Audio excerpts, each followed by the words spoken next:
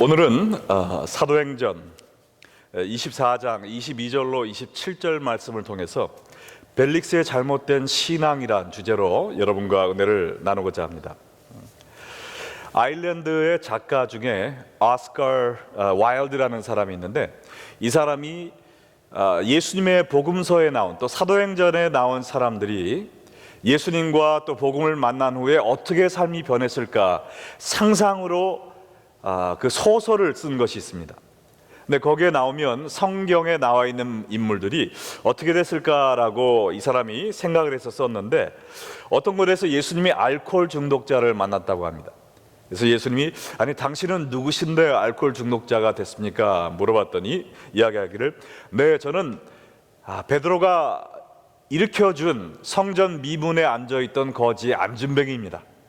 아니 근데 어떻게 알코올 중독자가 됐냐 물어보니까, 네, 옛날 거지였을 때는 사람들이 돈도 주고 막 사랑도 베풀어주고 자비도 베풀어주고 그랬는데, 다리가 나와서 걷고 나니까 사람들이 돈 주는 사람도 없고, 그렇다고 뭐 기술도 없는데 직장도 찾기 힘들고, 그래서 이렇게 저렇게 헤매다가 내가 힘들게 살다가 알코올 중독자가 됐습니다라고 얘기했다고 상상을 했습니다.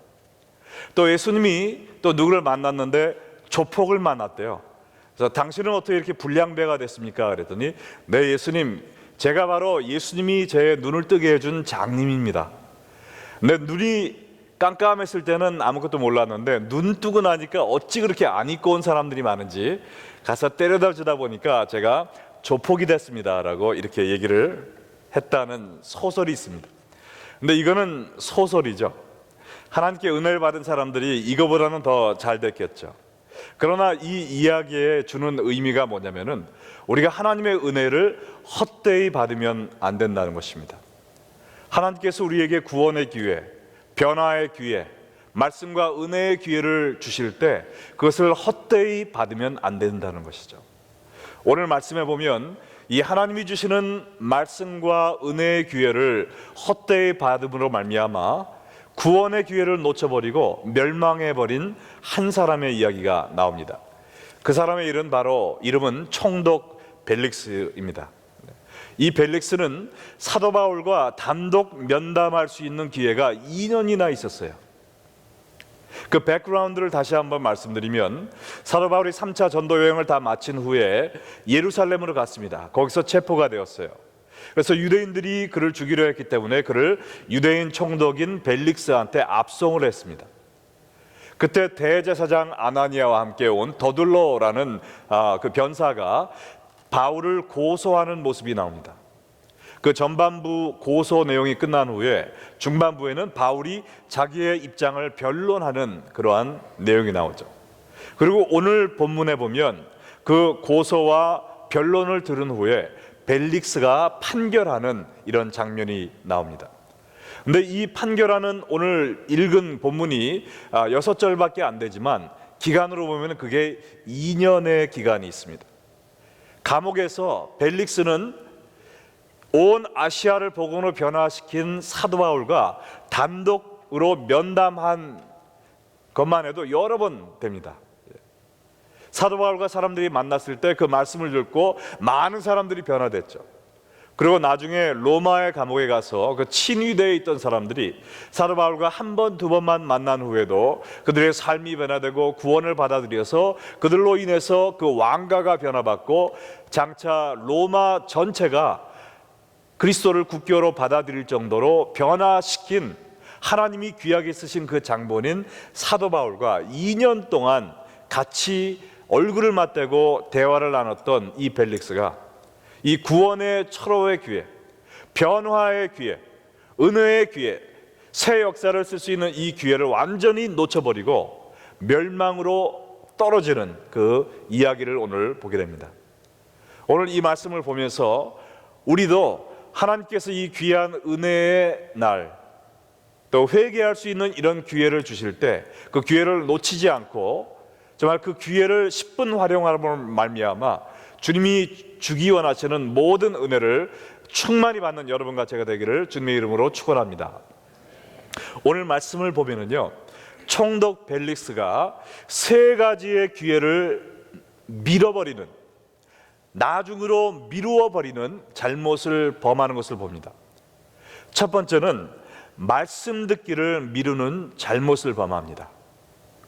사도행전 24장 22절로 23절에 보면 벨릭스가 이 도에 관한 것을 더 자세히 아는 거로 연기하여 이르되 천부장 루시아가 내려오거든 너희 일을 처결하리라 하고 백부장에게 명하여 바울을 지키되 자유를 주고 그의 친구들이 그를 돌보아 주는 것을 금하지 말라 하니라 그랬습니다. 이 벨릭스가 이 그리스도 교에 대해서 잘 알고 있다고 그랬습니다. 그의 마음에는 이 도에 관한 것을 더 자세히 아는 거로 그랬어요. 자기가 생각하기는 사도 바울보다 자기가 더 많이 안다고 생각을 했던 것입니다. 그래서 내가 이 기독교에 대한 이야기를 들을 필요가 없다, 나는 이미 잘 알고 있으니까 나중에 너의 이야기를 듣겠다라고 이야기를 했습니다. 왜냐하면 이 벨릭스 총독은 유대 총독으로 일하기 전에는 사마리아 총독으로 일했습니다. 그래서 10년이 넘게 유대인들과 함께 일하면서 그들의 종교에 대해서, 그들 사이에 일어나는 모든 문제와 또 기독교에 대해서 많이 알고 있었어요. 그렇기 때문에 이 사도 바울을 통해서 말씀을 들을 기회가 있을 때 그는 마음 문이 닫혀 있었습니다. 교만해져 있었어요. 내가 다 아는데 뭘 또 듣느냐, 내가 아는 것만 해도 충분하다, 그러므로 나중에 내가 너 이야기를 듣겠다라고 미뤘습니다. 나도 나 알 것을 다 안다는 것이죠. 근데 23절에 보면 사도 바울을 죄인 취급하지 않고 가둬두되 자유를 주라고 그랬습니다. 친구들이 와서 그를 섬기는 것을 막지 말라고 그랬어요. 이 말은 뭐냐면 이 총독 벨릭스가 사도 바울이 죄수가 아니라는 것을 알았다는 것입니다. 무죄라는 것을 알았다는 것이죠. 그럼에도 불구하고 이 사도 바울을 놔주면 소요가 날까봐 자기의 입지를 경고케 하기 위해서 그냥 사도 바울을 감옥에 쳐놓고 말씀 들을 기회를 그냥 멀리 했다는 것입니다. 만약에 이 총독 벨릭스가 간절한 마음을 가지고 말씀을 사모하는 마음을 가지고 겸손한 마음을 가지고 사도 바울과 정식으로 앉아서 저에게 그리스도 교회에 대해서 한번 말씀해 주십시오라는 자세를 가졌다면 얼마나 이 사람이 크게 하나님께 쓰임 받을 수가 있었을까요? 그러나 말씀 들을 기회를 미루어 버렸다는 것입니다. 지금도 많은 기독교인들이 하나님의 말씀 들을 기회를 멀리 밀어버리는 그런 경향이 있는 것을 보게 됩니다. 교회 와서 설교를 들을 때도 마음을 활짝 열지가 않아요. 저는 이미 성경을 3번, 4번, 10번 통독한 사람입니다. 목사님이 9절만 딱 되면 무슨 설교가 나올지 요지 1, 2, 3 다 호언해요.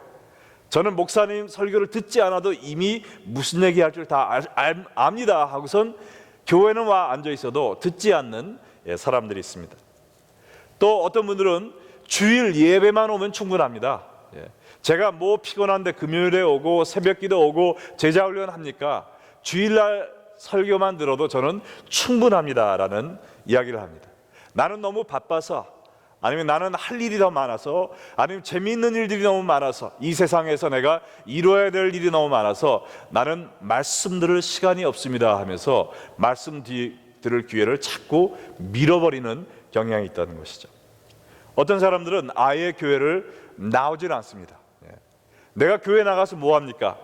교회 다니는 사람보다 내가 훨씬 더 거룩하게 사는데, 교회 나가는 사람보다 내가 훨씬 더 성경을 많이 아는데 내가 왜 교회를 나갑니까? 라고 이야기하면서 아예 말씀을 듣지 않는 사람들도 많이 있습니다.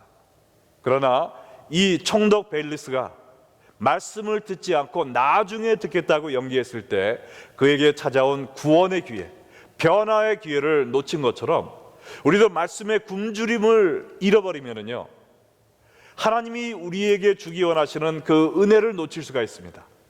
우리는 말씀의 갈증을 가져야 될 줄로 믿습니다. 정말 의에 줄이고 사모하여서 말씀 들을 기회, 말씀 공부할 기회, 말씀 묵상할 기회, 또 제자 훈련 받을 기회가 있으면 열심히 모든 것을 다 제쳐두고 말씀을 받음으로 말미암아 주님이 예비해 두신 모든 축복을 충만히 받는 여러분 되시기를 주님의 이름으로 축원합니다. 예, 정말 제가 여러 번 얘기하지만 우리 성도님들 가운데 정말 말씀의 굶주림을 갖고 있는 분들이 많은데, 그 중에서도 바로 몇 개월 전에 우리 교회에 나오기 시작한 우리 임형철 성도님, 정말 부인을 먼저 하나님께 보내드리는 그러한 슬픔을 겪었지만, 그 와중에 나는 이제 하나님 싫어요, 하나님 제가 듣지 않을 거예요 라고 그런 마음을 먹을 수 있지만, 오히려 말씀을 사모하는 마음을 가지고 성경 공부에 나오고 제자훈련 하시면서 말씀을 읽고 많은 질문을 가지고 하시면서 그 여러 가지 아픔이 주의 사랑으로 치유되고 이제는 전도하러 다니는 정말 기쁨에 충만한 그러한 분이 되신 것을 우리의 눈으로 그의 삶의 변화를 보고 있습니다. 지금 한국에 가셨지만, 한국에 가시는 것도 목사님 다음번 제자훈련 언제 하죠? 물어보시고 날짜를 잡으시더라고요. 그래서 성경 공부 기간 중간에 3개월이 아니라 3주를 갔다 오시고 우리 제자훈련 새로 시작하기 전에 돌아오시는 그 열심, 하나님 보시기에 얼마나 귀합니까? 그러한 말씀을 사모하는 마음이 있을 때 우리가 눈에 목도하는 그러한 삶의 변화가 일어나는 거거든요. 오늘 이 금요 미스바 찬양 집회에 나오시는 분들도 이러한 말씀을 사모하고 또 말씀에 굶주린 마음으로 찾아 나오셨음을 믿습니다. 아멘. 말씀은 우리의 영의 양식입니다. 말씀 없이는 우리가 성장할 수 없고요, 생존할 수가 없습니다. 말씀을 사모하는 여러분 되시기 바랍니다. 계속해서 오늘 본문 말씀을 보면 벨릭스가 잘못된 신앙을 가진 두 번째가 나오는데, 뭐냐면 회개하기를 미루는 잘못을 범했습니다. 24절로 25절에 보면 수일 후에 벨릭스가 그 아내 유대 여자 두루실라와 함께 와서 바울을 불러 그리스도 예수 믿는 도를 듣거늘 바울이 의와 절제와 장차 오는 심판을 강론하니 벨릭스가 두려워하여 대답하되 지금은 가라, 내가 틈이 있으면 너를 부르리라 하고 그랬습니다. 여기 보니까 며칠 후에 벨릭스가 그 아내 두루실라와 함께 사도 바울을 찾아왔다 그랬습니다. 근데 이 두루실라가 어느 나라 사람이라고 그랬어요? Jewish, 유대 사람이라고 그랬죠. 그래서 이 이방인인 벨릭스 총독이 유대인 여자와 결혼했습니다. 아마 유대를 다스리러 왔기 때문에 정략 결혼이 아니었을까 이렇게 생각도 되는데, 역사적으로 보면 이 두루실라가 절세 미인이었다고 합니다. 그래서 그 헤롯 아그리파 1세의 딸이었는데요, 너무나 예뻐서 그 예루살렘 북방 지역에 있는 하마드 지역의 왕인 아지투스의 아내가 되었다고 그래요. 근데 그 후에 이 두루실라를 발견한 벨릭스가 보니까 보통 예쁜 게 아니에요. 다른 남자한테 주기는 너무나 아까운 겁니다. 그 당시 두루실라의 나이가 방년 15세였어요. 그래서 이 벨릭스가 꾀를 내서 뭐를 하냐면은 마술사 한 명을 돈을 줘서 매수를 시킵니다. 그래서 그 당시 두루실라의 남편인 아지투스에 가서 이렇게 얘기하는데, 뭐냐면 아지투스 왕이요, 제가 점괘를 뽑아보니까 이 두루실라라는 여자하고 살면 왕 가문이 3대가 멸종하게 생겼습니다. 지금 이 여자를 쫓아내지 않으면은 당신의 가문이 쫄딱 망하게 생겼습니다. 지금 결단을 내리십시오. 막 이런 거를 자꾸 얘기하니까 이 아지투스 왕이 거기에 넘어가 가지고 이혼을 해버렸어요. 그때 기다렸다는 듯이 이 총독 벨릭스가 이 두루실라를 결혼을 합니다. 그래서 아내로 이렇게 교활하게 맞아들였습니다. 그 당시 벨릭스의 나이가 두루실라 나이는 18세고요 벨릭스의 나이가 60세였다고 합니다. 60세. 주책도 바가지죠. 네. 그래서 결혼한 후에 이 벨릭스는 사도 바울한테 갈 마음이 전혀 없었어요. 그러나 이 두루실라는 유대 사람이라고 그랬습니다. 성경을 들으면서 자라난 여인이었어요. 구약에 대한 지식이 있었어요. 그렇기 때문에 메시아에 대한 이야기를 들었습니다. 사도 바울에 대한 궁금증이 있었어요. 그래서 남편을 꼬집어서 사도 바울 한번 만나러 갑시다. 그랬더니 아무리 권력이 있는 사람도 와이프 말이라면 꼼짝 못합니다. 특별히 젊은 아내에게 잘 보여야 되기 때문에 이 총독 벨릭스가 이 두리실라의 말을 듣고 이 사도 바울을 만나러 갑니다. 그래서 사도 바울에게 이야기를 듣는 거예요. 나는 말씀드릴 필요 없어 라고 했지만 부인의 상황에 못 이겨서 가서 앉아 있습니다. 근데 사도 바울이 그 순간 무슨 얘기를 합니까? 이 벨릭스한테 잘 보이면 자기가 풀려날 수 있거든요. 근데 아부하지 않습니다. 거기에 뭐라고 얘기했냐면은 바울이 의와 절제와 장차 오는 심판을 강론하니 그랬습니다. 이 벨릭스는 자기의 권력을 유지하기 위해서 수천 명을 죽인 폭군이었어요. 그것도 유대인들이 존경하는 이런 그 서기관들과 제사장들을 많이 죽였습니다. 근데 그 자리에서 바울은 의를 얘기합니다. 그때 벨릭스의 마음이 찔렸겠죠. 그 다음에 벨릭스는 자기가 원하는 것은 뭐든지 수단과 방법을 가리지 않고 빼앗아 오는 사람이었어요. 그때 그런 사람을 앞에 놓고 절제의 삶에 대해서 이야기합니다. 가슴이 얼마나 더 찔렸겠어요. 거기에다가 엎친 데 덮친 격으로 이제는 장차 올 심판을 얘기합니다. 벨릭스 각하여, 당신이 회개하지 않으면 장차 올 심판을 피할 수 없습니다 라고 아마 강력하게 얘기했을 거예요. 그때 벨릭스의 반응이 어땠습니까? 두려워했다고 그랬어요. 여러분, 말씀을 들을 때 두려워하는 그 순간이 우리에게 가장 중요한 순간입니다. 성령이 역사하셔서 여러분의 마음문을 말씀으로 두드릴 때 우리가 어떻게 하느냐에 따라서 우리의 삶이 변하는 거거든요. 말씀을 읽고 가슴이 찔려 형제여 어떡할꼬 하며 회개했을 때 3,000명이 예수님을 믿는 역사가 있었습니다. 신령한 근심은 후회할 것 없는 구원을 이룬다고 그랬어요. 이 벨릭스가 회개할 기회를 잡았습니다. 근데 그 기회가 왔을 때 어떻게 반응했느냐? 대답하되 지금은 가라, 지금은 말고. 내가 가슴이 조금 양심이 가책되지만 아직은 회개할 마음이 없다는 거예요. 내가 죄를 너무 사랑해서 지금 하나님이 성령의 말씀으로 내 가슴을 찔렀지만 아직은 회개하지 않겠다는 것입니다. 내가 틈이 있으면 너를 부르리라. 하나님이 기회를 주셨어요. 말씀 들을 기회를 주었지만 거부했습니다. 회개할 기회를 주었지만 거부했어요. 그렇기 때문에 이 사람의 삶은 멸망으로 계속 치닫고 있습니다. 여러분의 삶 속에서도 말씀을 들으시며 아니면 묵상하시면서 기도하시면서 하나님이 말씀으로, 성령에 도전하는 말씀으로 여러분의 심령을 찌를 때가 있습니다.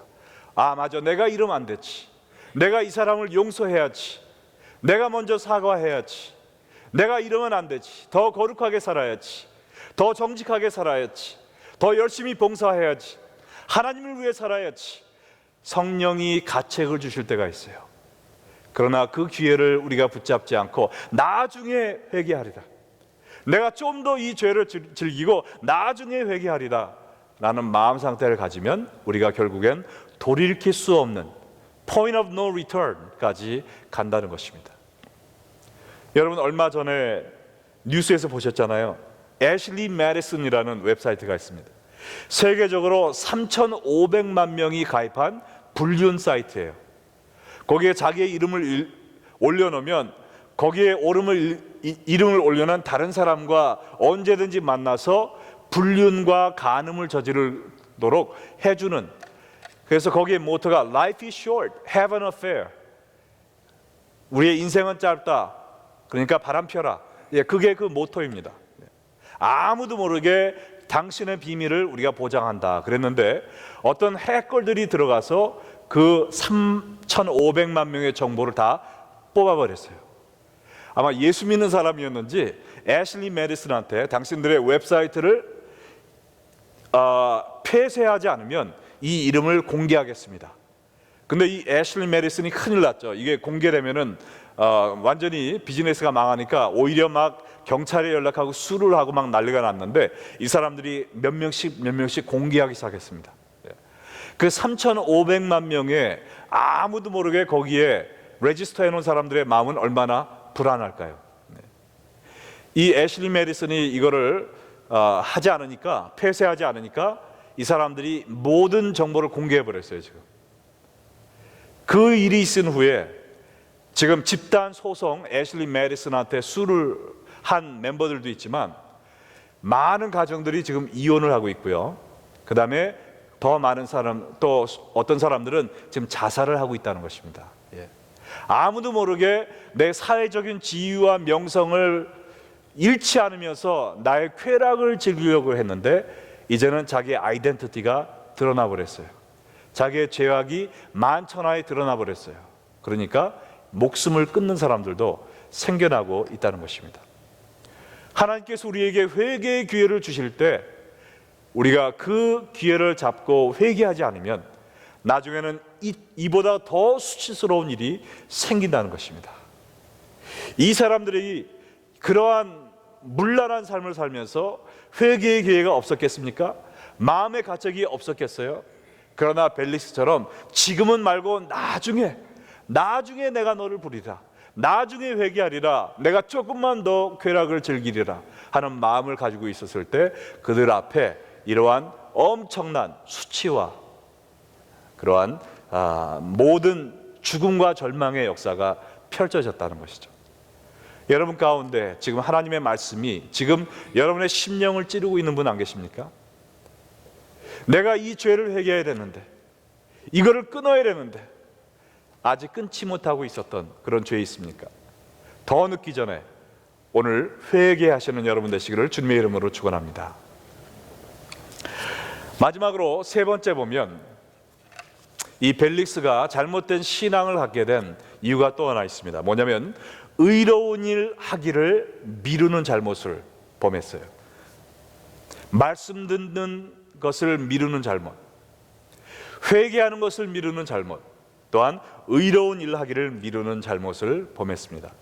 26절과 27절에 보면 동시에 또 바울에게서 돈을 받을까 바라는 거로 더 자주 불러 같이 이야기하더라. 이태가 지난 후 보르기오 베스도가 벨릭스의 소임을 이어받으니 벨릭스가 유대인의 마음을 얻고자 하여 바울을 구류하여 두니라. 이 벨릭스는 바울이 감옥에 갇힐 만한 죄를 범하지 않은 것을 누구보다도 잘 알고 있었어요. 정치적인 죄인이 아니고 종교적인 문제로 지금 고소당하고 있는 것, 그렇기 때문에 로마 법정에 올 이유가 없는 것을 알고 있었습니다. 그가 해야 될 의로운 일은 당연히 사도 바울을 풀어주는 것이었어요. 그러나 그는 자기가 재임하고 있는 동안 혹시 그 지역에 소요가 생기면 자기에게 불이익이 닥칠까 봐 바울을 풀어주지 않았습니다. 자기의 이익을 위해서 애매한 사람을 오게 가둬놨어요. 그것뿐만 아니라 사도 바울에게 돈을 좀 뇌물을 받을까 해가지고 바울을 자주 불러 같이 이야기했다 그랬습니다. 하나님의 말씀을 듣기 위해서 부른 게 아니에요. 자기가 회개하려고 부른 것이 아닙니다. 오직 바울이 나에게 돈을 좀 줄까 해서. 아니, 바울이 전도하는 사람인데 무슨 돈이 있습니까? 저도 보면 저한테 돈 끌어오는 사람은 아무도 없더라고요. 근데 아마 예루살렘 성도들을 구제하는 그 헌금을 모아왔기 때문에 그 헌금이 자기한테 좀 돌아올까. 근데 헌금이 갈 이유가 없죠.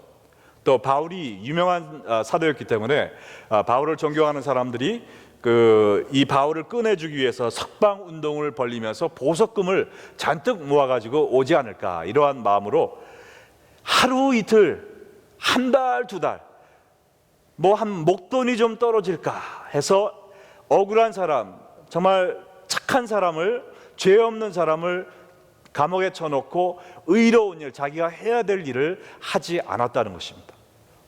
시간이 얼마나 지났어요? 이태가 지난 후 그랬습니다.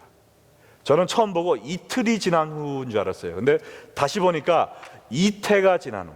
이태라는 것은 얼마입니까? 2 years, 2년입니다.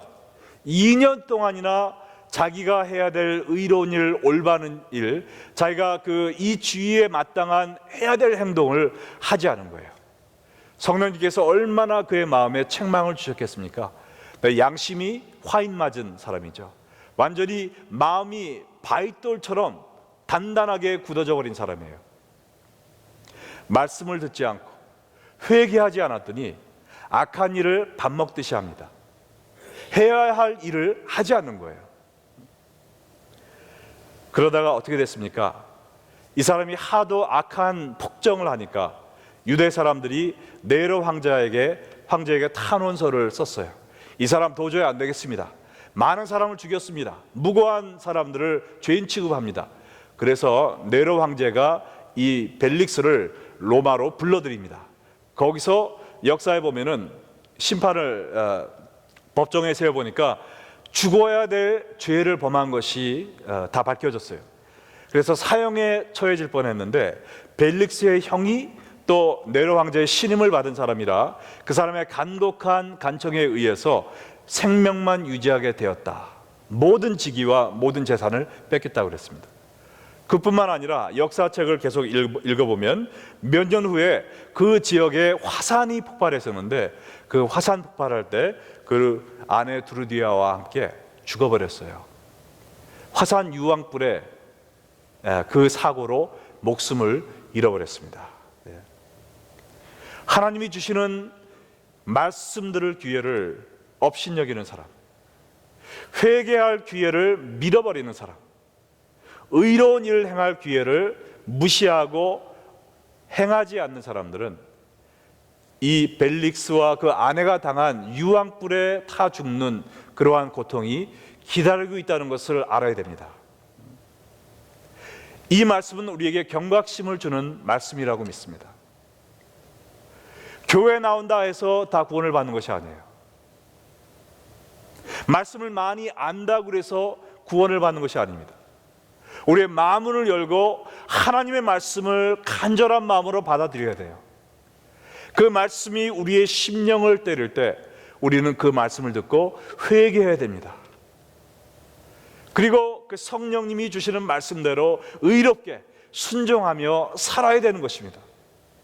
그렇지 않고 교회만 왔다 갔다 하면서 내가 이래봬도 교회 30년 다닌 사람이야, 40년 다닌 사람이야, 내가 집사야, 권사야, 장로야, 목사야 하면서 우리의 직분을 내세우고 하나님의 말씀을 우리의 심령에 받지 않는다면, 하나님의 말씀이 우리의 심령을 때릴 때 무시하고 회개하지 않고 죄 가운데 행한다면, 하나님이 이렇게 행하라 라고 말씀을 주실 때 의로운 일을 행치 않고 내 마음대로 방종한 생활을 하다 보면 장차 있을 심판을 피할 수가 없다는 것이죠. 화산불에 타 죽는 것은요, 일순간입니다. 그러나 지옥불은 똑같은 고통과 수모와 수치를 당하지만 한순간이 아니라 영원한 고통입니다. 눈에 보이는 잠시 쾌락을 위해 영원한 고통을, 영원한 유황불을 여러분 머리에 쌓지 마시기 바랍니다. 무엇보다도 하나님의 말씀을 사모하는 여러분 되기를 소원합니다. 하나님의 말씀이 여러분의 마음을 울릴 때 그 자리에 즉시 무릎을 꿇고 앉아서 회개하고 죄에서 돌아서는 여러분 되시기 바랍니다.